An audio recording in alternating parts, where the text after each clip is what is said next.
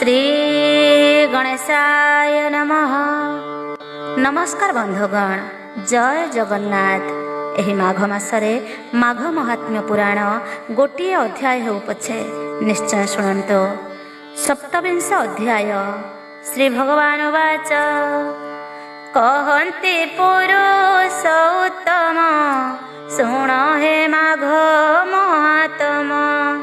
माघ स्नान कले नर, अशेष पुण्य हुए तार।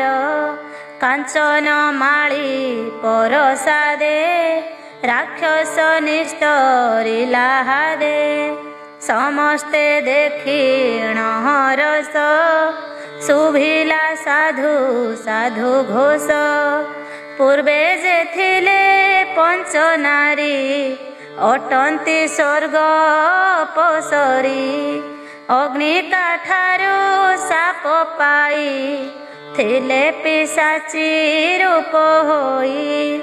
लोमस ऋषि ठारु शुणी, स्नान कले से तरुणी। माघ स्नान जहु कले, सापरु मोक्ष होई गले। उद्धव शुणी कृष्ण कथा, पद्म चरणे देला मथा। बोलई होई कृत्य कृत्य, एक कथा कह जगन्नाथ। से कंच कन्या काहे थिले, केमंते साप से पाइले। केहू तांकर पिता माता, काहार अटंती दुहिता। ए पुणी किस द्रोह कले, अग्नि का किंपा साप देले। ए कथा कहिबा गोसाई, शुणिले प्रते जीवी मोहि। उद्धव वाक्ये नारायण, कहन्ति सुदया करिण। तू जाहा पुछिलु विस्तारी, कहिबा आदि अंत करी। ए कथा बड़ई हरस, शुणिले खंडीब कल्मष। शुण उद्धव मन भावे, किस चरित हेला पूर्वे। सुख संपद गंधर्वर, एक दुहिता थिला तार। नाम ताहार प्रमोहना, बड़ ही सुंदरी अंगना। रूपे समान नाही ताकू, मोहि पारई ईश्वरंकु। सुशील गंधर्वर झियो, शुद्ध सुवर्ण प्राय देह। ता नाम अटई सुशीला, जगन्मोहिनी से अबला। सुंदरी गंधर्वर सुता, अत्यंत सुंदरी बनिता। संबरा बोली तार नाम, रूपे ताहाकु नाही सम। चंद्रिका नामे ता नंदिनी, शरद चंद्रमा बदनी। ब्रह्मा को पारई से मोहि, रूपेण सम नाही केहि। प्रमोद गंधर्व सुमारी, रूपे जिणई तिनि पुरी। नाम ता अटई प्रभवा, पार्वती प्राय दिशे शोभा। ए पंच कन्या बड़ प्रीति, निरते संग न छाड़ती। समबयसी पंचबाळी, विशेषे अटंती किन्नरी। ए पंच संगात अटई, संग निमिषे न छाड़ई। चंद्रमा प्राय तांक मुख, नयन बदन विशिख। नीलकुटिल चारु देश, सुगंध पुष्पे होई बेश।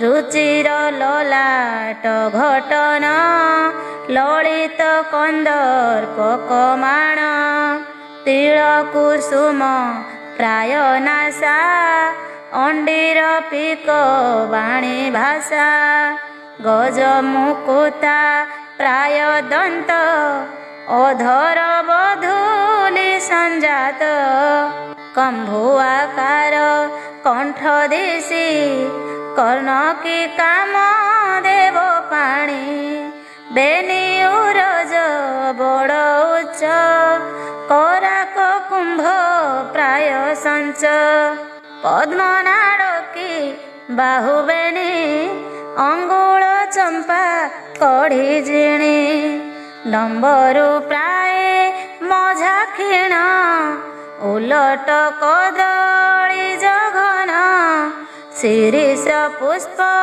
କୋମଳାଙ୍ଗୀ ଉତ୍ତମ ରଙ୍ଗୀ ପ୍ରାୟ ଭଙ୍ଗୀ ଦିବ୍ୟ ବସନ ଅଳଙ୍କାର ଭୂଷଣ ତାହାଙ୍କ ଶରୀର ଏ ଭାବେ ସେ ପଞ୍ଚନାୟିକା ଏକୁଆରେକ ସେ ରାଧିକା ଥାନ୍ତି ସେ ଏକ ପ୍ରାଣ ଜାଣି କ୍ଷଣେ ନ ଛାଡ଼ନ୍ତି ପୁଣି ଦିନେ ବାହାର ହେଲେ ବାଳି ସ୍ନାହାନ ଅର୍ଥେ ଗଲେ ଚଳି ମିଳିଲେ ମାନ ସରୋବରେ ସ୍ନାହାନ କଲେ ଧାତିକାରେ କୋଳେ ସ୍ଥାପିଲେ ଭୈରବୀ ତାହାଙ୍କୁ ଭକ୍ତି ଭାବେ ସେବି ଗନ୍ଧ ଚନ୍ଦନ ପୁଷ୍ପମାନ ଆବର ଯେତେ ବିଧିମାନ ଗାନ୍ଧାର ରାଗେ ଗାଇ ଗୀତ ବିବିଧ ରୂପେ କଲେ ନୃତ୍ୟ ବାଇଲେ ବୀଣା ଯତ୍ନ ତାଳ କଂସାର ଝଞ୍ଜାଳ ମର୍ଦଳ ନାଚନ୍ତି ସାନନ୍ଦ ହୋଇଣ ସ୍ତୁତି କରନ୍ତି ପୁଣ ପୁଣ ବର ମାଗନ୍ତି ଯେ ଇଚ୍ଛା ଯେଣେ ପୁରଇ ମନ ବାଞ୍ଛା ଏମନ୍ତେ ପୂଜନ୍ତି ଗୌରୀ ମିଳିଲେ ଏକ ବ୍ରହ୍ମଚାରୀ ସେ ଦ୍ୱିଜ ତର୍ପଣେ ନିର୍ଯାତ ବେଦ ବିଧିରୁ ସିଂହ ସୁତ ଅଗ୍ନିକା ବୋଲି ତାଙ୍କ ନାମ ରୂପେଣ ପଟାନ୍ତର କାମ ଋଷିର ଶିଖା ଦିବ୍ୟ ଚୁଟି ଚନ୍ଦ୍ରମା ପ୍ରାୟ ମୁଖ ଗୋଟି ଶ୍ରବଣେ ଅଛଇ କୁଣ୍ଡଳ କଣ୍ଠେ ଲମ୍ବଇ କାଷ୍ଠମାଳ ପଇତା ସେ କନ୍ଧମୂଳ ବାମେ ଅଛଇ କମଣ୍ଡଳ ଦକ୍ଷିଣ କରେ ଶୋଭାଦଣ୍ଡ ଇନ୍ଦ୍ରଙ୍କ ହାତେ କି କୋଦଣ୍ଡ ଘାଗୁଡ଼ି ନୀଳ ହେମମୟେ କୋଟି ତଟରେ ଶୋଭା ପାଏ ତୁରଙ୍ଗୀ ଦେହ କର୍ମ ଗୋଟି ପକାଇ ଅଛନ୍ତି ସେ ପିଠି କେତେ କହିବା ତାଙ୍କ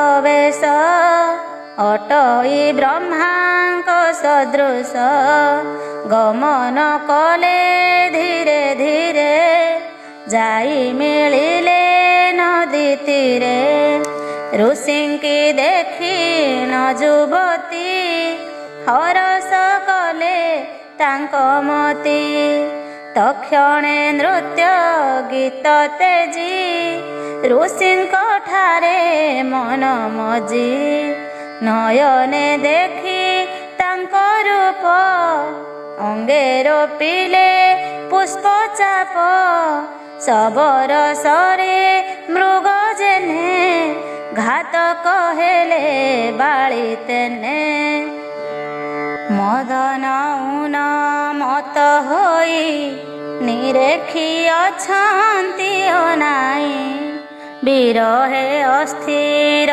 ହୋଇଲେ ତ୍ରିନେତ୍ର ପାଦେ ପୂଜା କଲେ।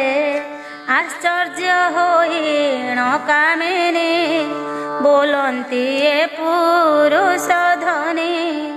କାହୁଁ ଗୋ ଏଥକୁ ଅଇଲା ଆମ୍ଭର ଚିତ୍ତ ହରି ନେଲା। କେବଲେ ଅଟନ୍ତି ମଘବା ଭ୍ରମେ ଆସିଅଛନ୍ତି ଅବା। କେବଲେ ଈଶ୍ୱର ଅଟନ୍ତି ଆମ୍ଭର ଫେରିବ ଦୁର୍ଗତି। କିଅବା ଅଟନ୍ତି ଅନଙ୍ଗ ରତିତ ନାହିଁ ଏହା ସଙ୍ଗ। କେବଲେ ଚନ୍ଦ୍ର ବା ଏହି ଏଡ଼େ ସୁନ୍ଦର ବା କାହିଁ।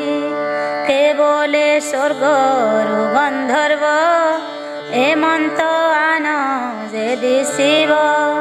କେବଲେ ଅଶ୍ୱିନୀ କୁମାର ତେଜିଅଇଲେ ସ୍ୱର୍ଗପୁର।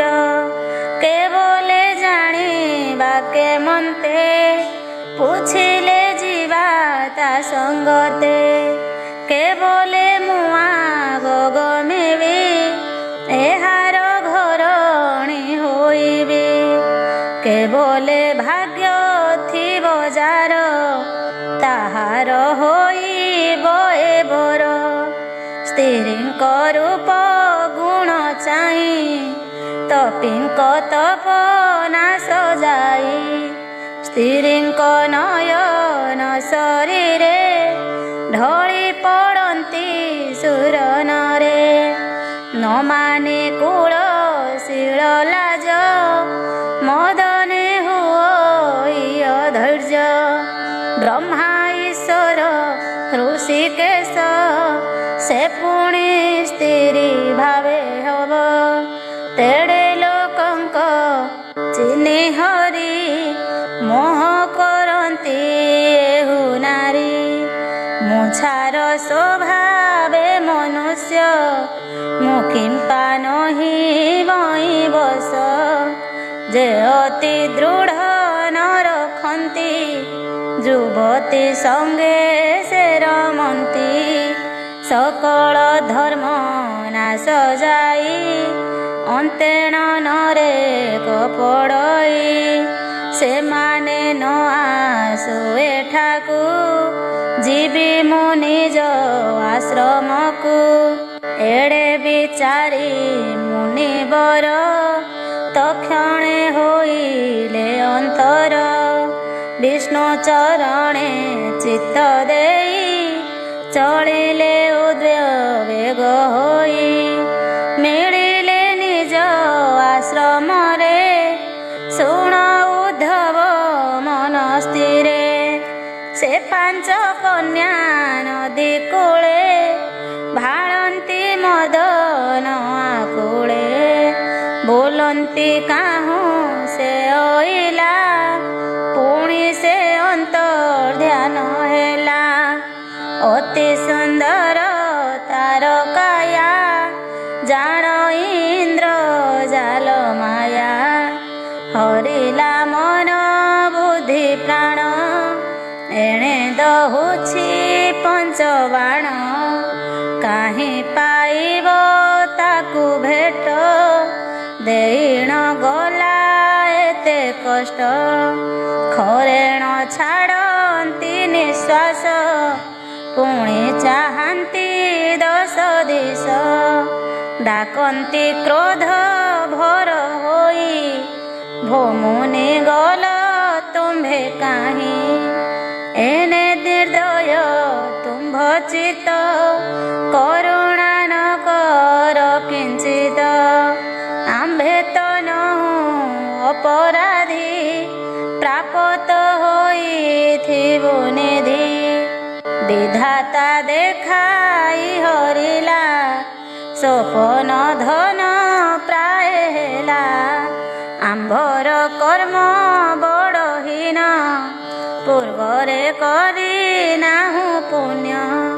ତୁମ୍ଭେ ସେ ମହତ ପୁରୁଷ ତୁମ୍ଭଙ୍କୁ ଅଗୋଚର କିସ ଶାସ୍ତ୍ର ଯେ ପୁରାଣ ବଖାଣ ପରର ଦୁଃଖ କି ନ ଜାଣ ସଦୟା କରି ଦେଖା ଦିଅ ପଡ଼ୁଛି କୋପା ନଳେ ଦେହ ତୁମ୍ଭ ଦର୍ଶନ ଶାନ୍ତି ହେଉ ବିରହ ପାପ ହୃଦ ଯାଉ ଯଦ୍ୟପି ନ ଦେଖିବୁ ତୋତେ ବଞ୍ଚିବୁ ନାହିଁ କଦାଚିତେ ଜୀବନ ହାରିବୁ ଅବଶ୍ୟ ପାଇବ ସ୍ତ୍ରୀ ହତ୍ୟା ଦୋଷ ଏସନ ବୋଲିଣ ସୁନ୍ଦରୀ ହୃଦେ ବହୁତ ଚିନ୍ତା କରି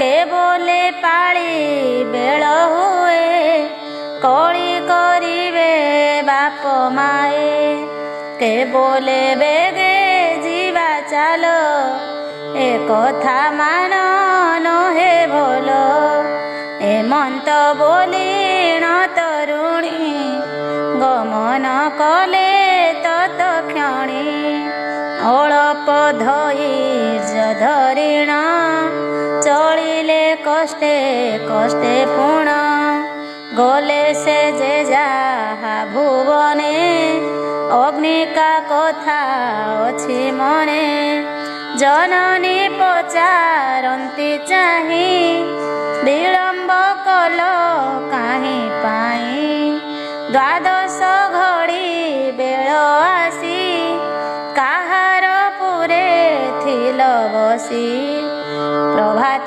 ସ୍ନାନ କରିଗଲ ଏତେ ଉଛୁର କିମ୍ପା କଲ କନ୍ୟା ବୋଇଲେ ମାଏ ଶୁଣ ଗଲୁ ଯେ ସ୍ନାନ କରିଣ ସଖୀଙ୍କ ସଙ୍ଗେ ସଙ୍ଗ ହୋଇ କରିଲୁ ଜଳ କ୍ରୀଡ଼ା ତହିଁ ସ୍ନାନ କରିଣ ଇଲୁ କୂଳେ ବାଲୁକା ପୂଜା କଲୁ ମାହିକୁ ପୁଣି ହାସ୍ୟର ସେ ତେଣୁ ଉଛୁର ହେଲା ସେ ଶୁଣି ଜନନୀ ହେଲେ ତୁନି ଏମନ୍ତ ସେ ପାଞ୍ଚ କାମିନୀ ମଦନ ପୀଡ଼ା ଅଙ୍ଗେ ପାଇ ଅଗ୍ନିକା ରୂପ ମନେ ଧ୍ୟାଇ କାମେ ଆସକ୍ତ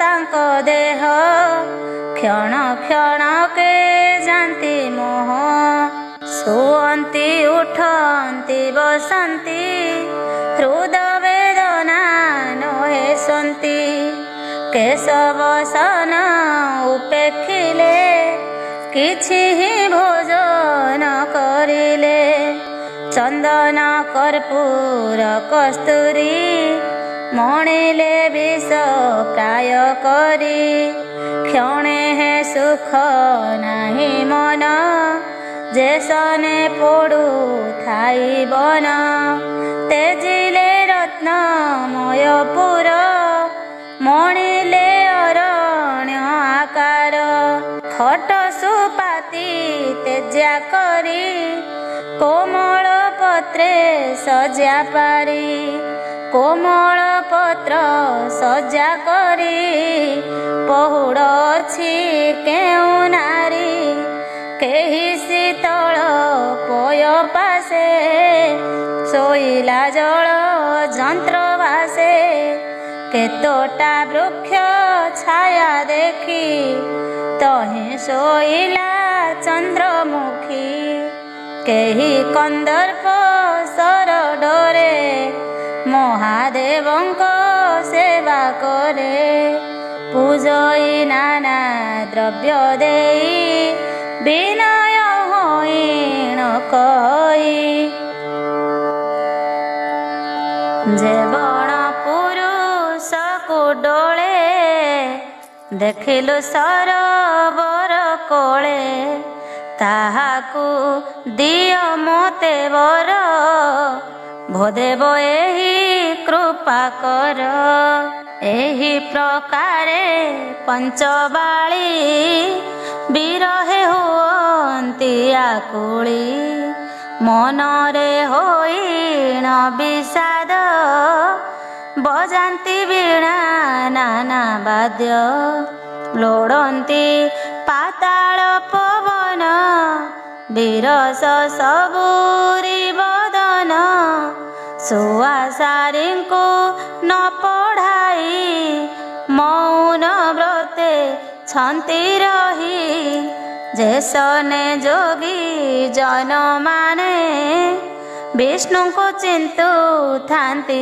ମନେ ଏହି ପ୍ରକାରେ ପାଞ୍ଚ ନାରୀ ଅଗ୍ନିକ ରୂପ ଚିନ୍ତା କରି ନୟନ ନାସା ଅଗ୍ରେ ଦେଇ ଚିତ୍ତରେ ପୁରୁଷକୁ ଧ୍ୟାଇ ରଜନୀ ହୋଇଲା କଆସି ଅନିଦ୍ରେ ପୁହାଇଲେ ନୀତି ପୁଣି ସେ ପଞ୍ଚ ଯୁବତୀ ପ୍ରଭାତ ଘରୁ ବାହାରନ୍ତି ସ୍ନାନ କରିବାକୁ ଗଲେ ମିଳିଲେ ସେହି ନଦୀ କୂଳେ ସ୍ନାନ କରି ପଞ୍ଚ ନାରୀ ପୁଣି ପୂଜନ୍ତି ଗୌରୀ ଚନ୍ଦନ ଗନ୍ଧ ପୁଷ୍ପ ନେଇ ଆବର ଧୂପ ଦୀପ ଦେଇ ପୂଜନ୍ତି ହୋଇଣ ରସ ବର ମାଗନ୍ତି ସେ ପୁରୁଷ ସେ ଦ୍ୱିଜ କଥା ଭାବୁଥାନ୍ତି ଚତୁର୍ଦିଗକୁ ସେ ଚାହାନ୍ତି ଏସନ ବେଳେ ସେ ବ୍ରାହ୍ମଣ ପ୍ରଭାତ ସଜା ଉପେକ୍ଷୀଣ ପିତାଙ୍କୁ କହିଣଇଲା ନଦୀରେ ପ୍ରବେଶ ହୋଇଲା ତାହାଙ୍କୁ ଦୂରୁ ଦେଖିଣ ବହୁତ ଆନନ୍ଦ ହୋଇଣ ତକ୍ଷଣେ ଧାଇଁଲେ ଯୁବତୀ ଅତି ହରସ କଲେ ମତି ପତଙ୍ଗ ନଳ ଦେଖିଣ ଯେସନ ପଡ଼ଇ ଉଡ଼ିଣ ଯେସନେ କ୍ଷୁଧା ତୃଷା ପାଇ ଅତି ଆରତ ମୃଗୀ ହୋଇ ଧାମଇ ଜଳ ବିମ୍ବ ଦେଖି ତେସନେ ଧାଇଁଲେ ମୃଗାକ୍ଷୀ ମିଳିଲେ ମୁନିଙ୍କର ପାଶେ ତା ସଙ୍ଗେ ରମିବାର ଆସେ ବୋଲନ୍ତି ମୁନି ମୁଖ ଚାହିଁ ଭୋନାଥ ଆଜ ଯିବୁ କାହିଁ କାଲି ଯେ ଆମ୍ଭଙ୍କୁ ଭଣ୍ଡିଲୁ ଆମ୍ଭର ପ୍ରାଣ ଘେନି ଗଲୁ ତୋ ରୂପ ଦେଖି ବସ ହେଲୁ ତୋ ପାଦେ ଶରଣ ପଶିଲୁ ଆମ୍ଭେ ତୋହର ଦାସୀ ପଣେ ସେବା କରିବୁ ଅନୁକ୍ଷଣେ ଯୁବକ ପଣ କୁରାଜନ ତୋ ବିନୁ ନରୁଚଇଆନ ହସି ବୋଲଇ ବ୍ରହ୍ମଚାରୀ ଯାହା ଯେ କହିଲ ସୁନ୍ଦରୀ ଏକଥା ନୁହଁ ଉଚିତ ଅଛି ମୋ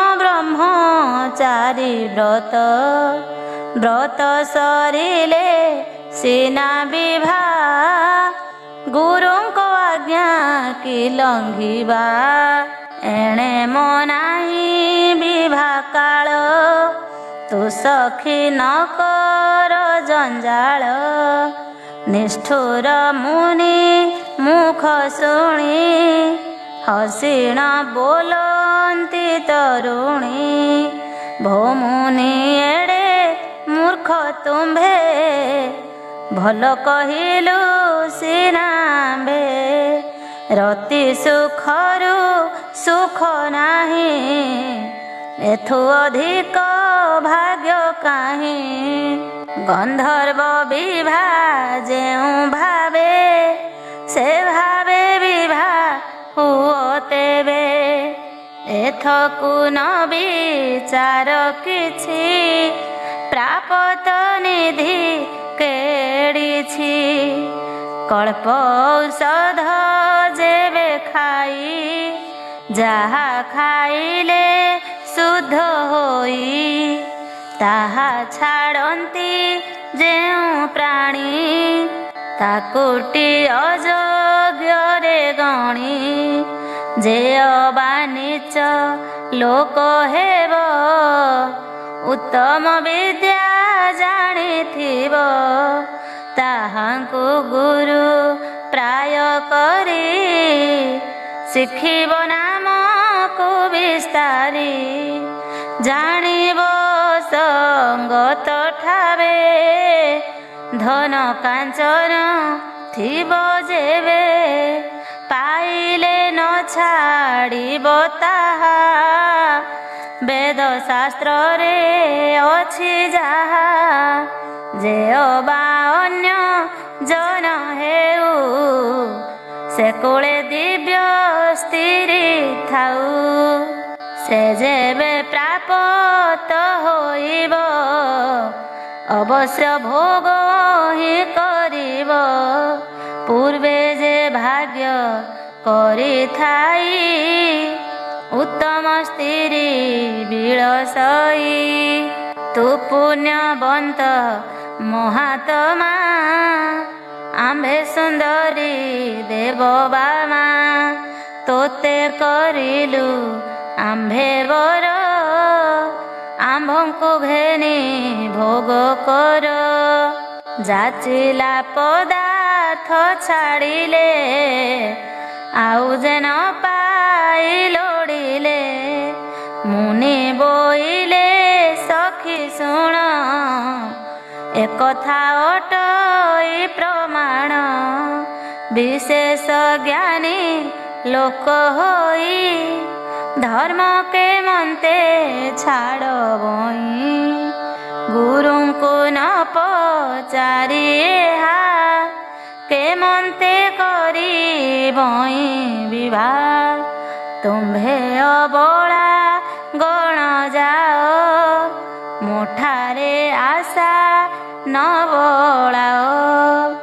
ଏମନ୍ତ ଶୁଣି ପଞ୍ଚ ସଖୀ ମୁଖ ଶୁଣାଇ ଦେଲେ ଦୁଃଖୀ।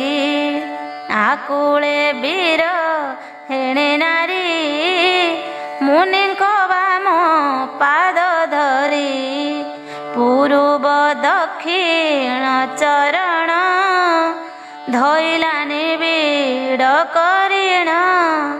ସୁଶୀଳା ଯାଇ ପୁର ପାଶେ ବନ୍ଦନ କଲା ବାମ ପାଶେ। ସମ୍ବରା ପଛ ଆଡ଼େ ଥିଲା ଦକ୍ଷିଣ ଭୁଜ ତା ଧଇଲା।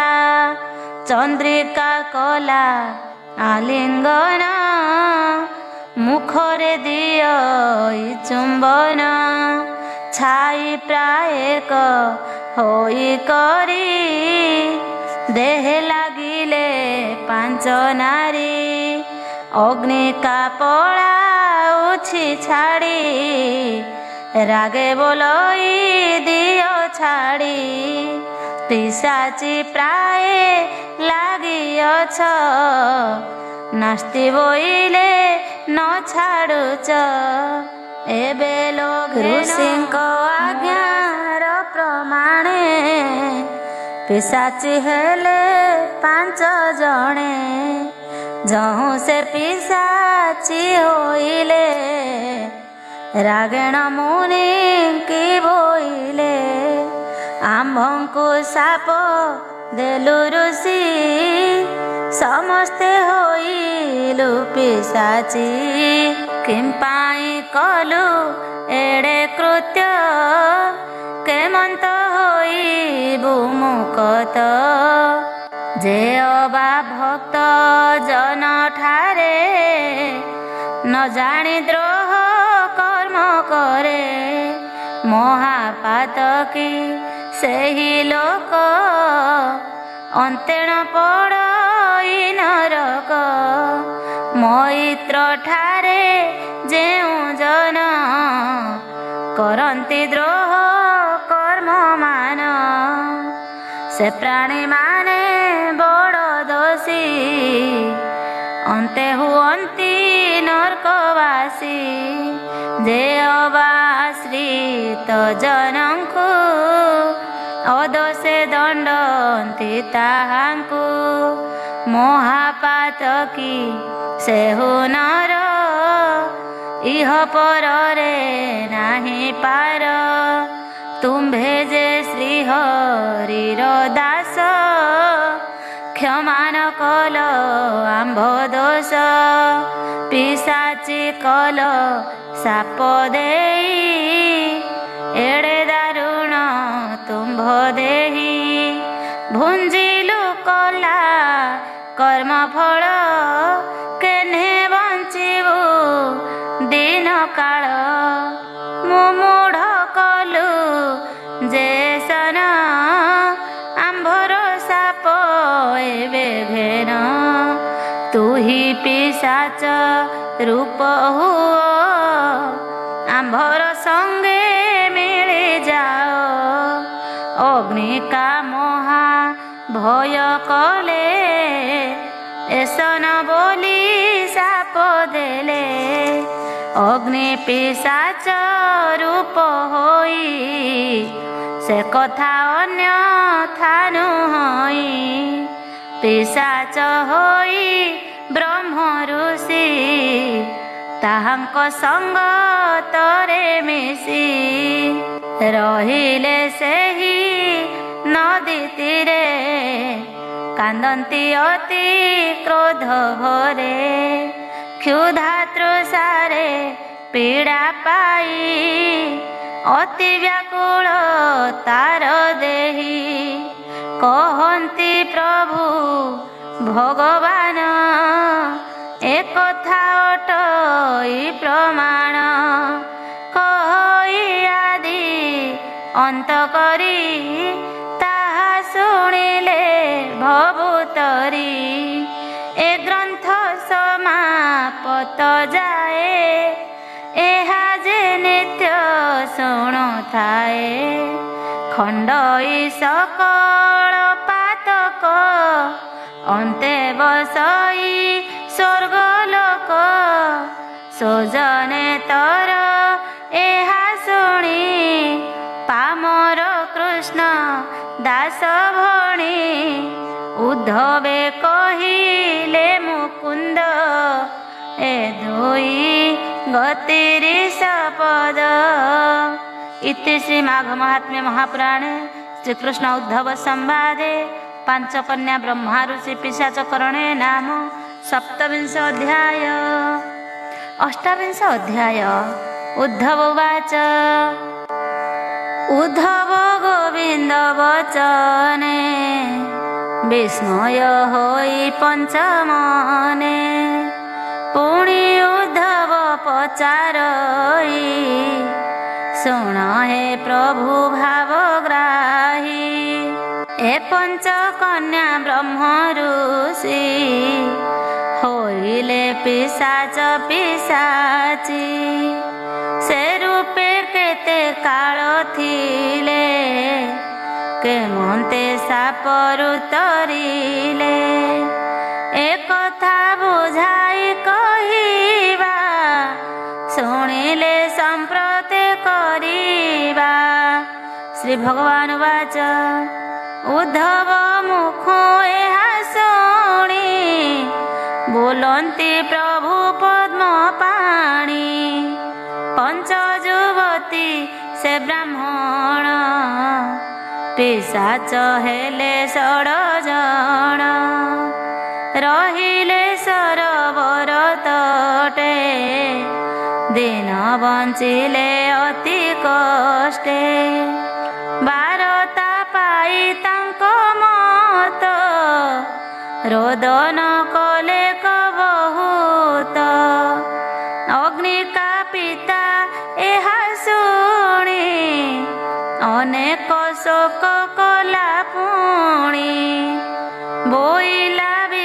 ତାକ ସଣ କେବେ ନ ଯାଇ ମେଣ୍ଟିଣ ସକଳ ଗୁଣରେ କୁଶଳ ପ୍ରଶଂସା କରେ ଆଖଣ୍ଡଳ ଏହାର ପରା ପୁତ୍ର ମୋର ବହିଲା ପିଶାଚ ଶରୀର ମୋର ଶରୀରେ ପ୍ରାଣ ଥାନ୍ତେ ସୁପୁତ୍ର ମୂର୍ଚ୍ଛିବି କେମନ୍ତେ ଏମନ୍ତ ବୋଲି ଉଚ୍ଚ ସ୍ୱରେ ରୋଦନ କଲା କଶୋକରେ ବିରସ ହୋଇ ବେଦନିଧି କିଛି ନ ଦିଶଇ ବୁଦ୍ଧି ବିରସ ହୋଇ ବେଦନିଧି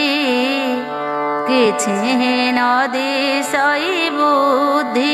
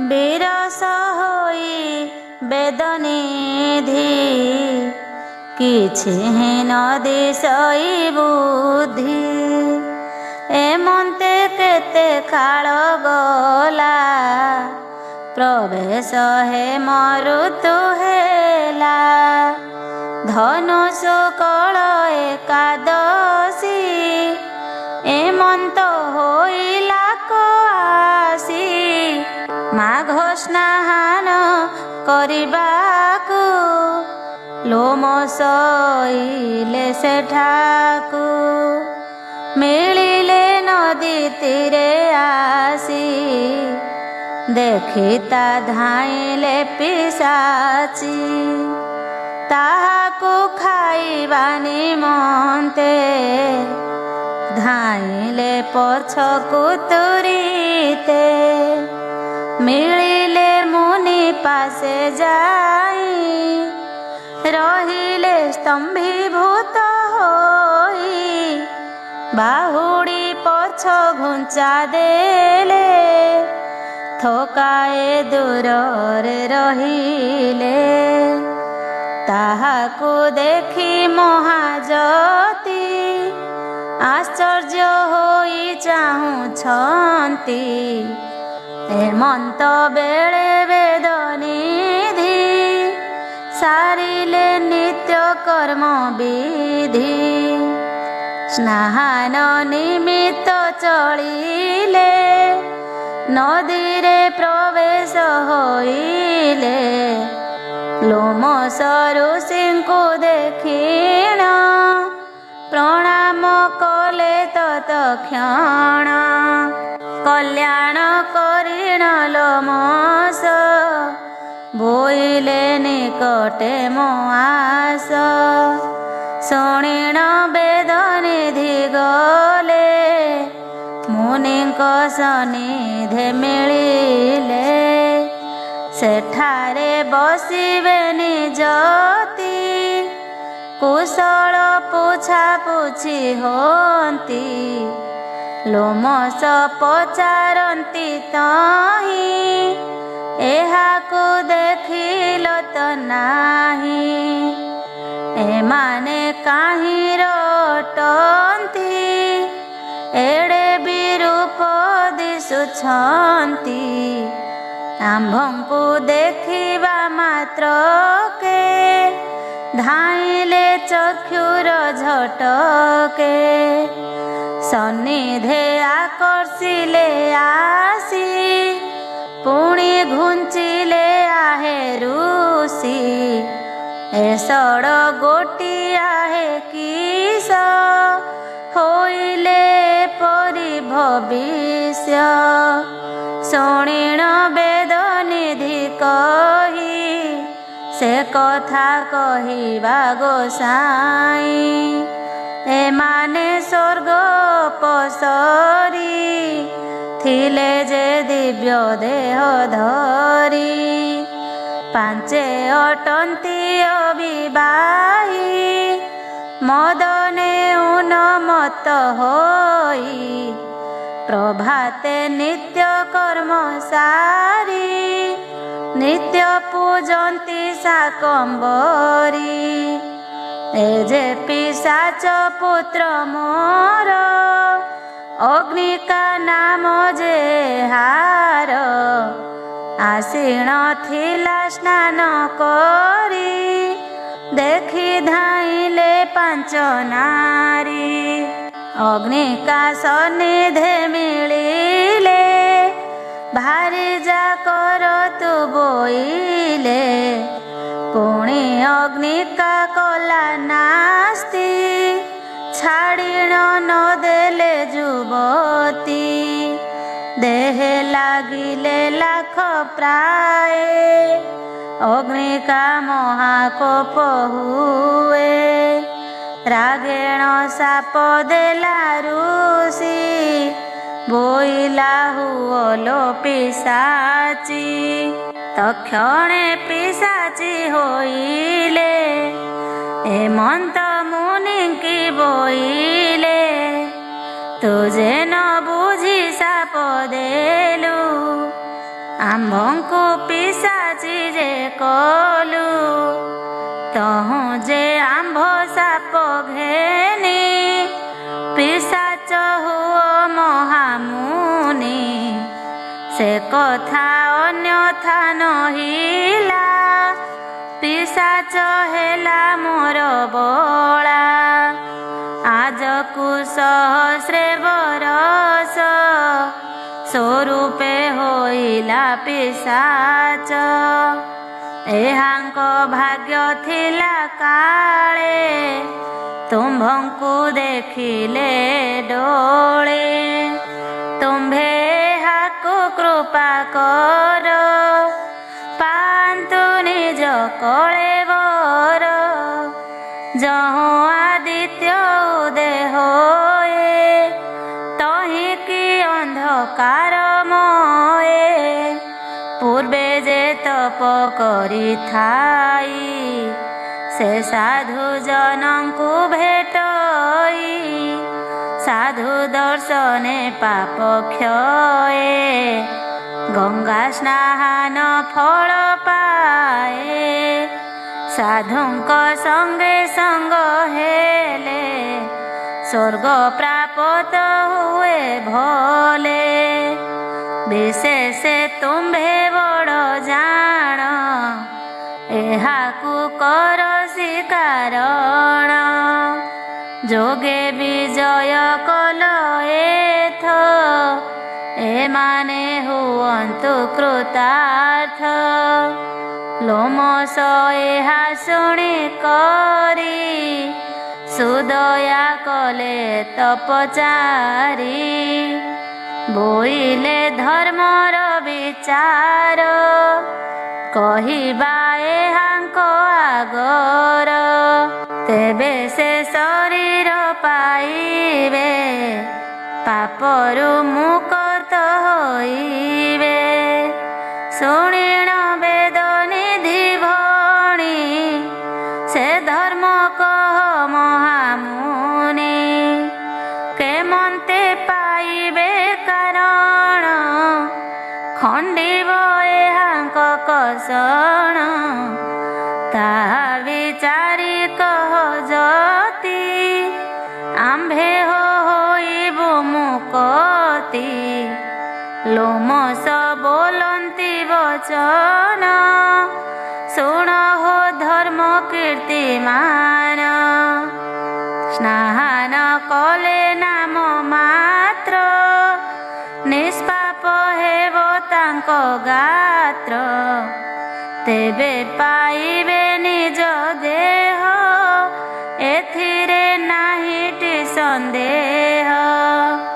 नहिले अन्य पार नाही स्वरूप कहुअछि मुहि जे अबा पुण्य तीर्थे जाई मकर स्नान करई से प्राणी लभे बसी धर्म तुटई कଳି काल श्रम जे अति बड़ पापी जन प्राश्चित नाही ताकु आन कथाए अछि प्रतिकार माघ स्नाने अछि पार सते जन्मर पाप थिले खंडई माघ स्नान कले पूर्वे जे विधाता पुरुष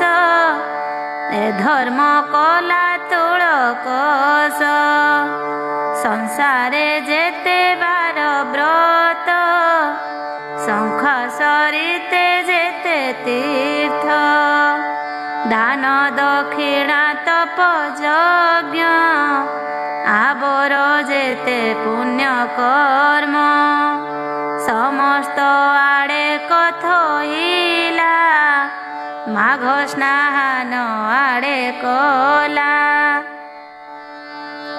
नृपति जेते यज्ञ कला दान दक्षिणा जेते देला तहि होइला पुण्य जेते विप्रर फल हेला तेते सकल पापु पार हेला ब्राह्मण वैकुंठ को गला शुणी बोइले जंतुराण एक कथा अटई प्रमाण दूत को आज्ञा देले जम जे शुणे माघ महातम जे माघ स्नान करिथिब तुम्भे ता निकटे न जीव जे माघ स्नान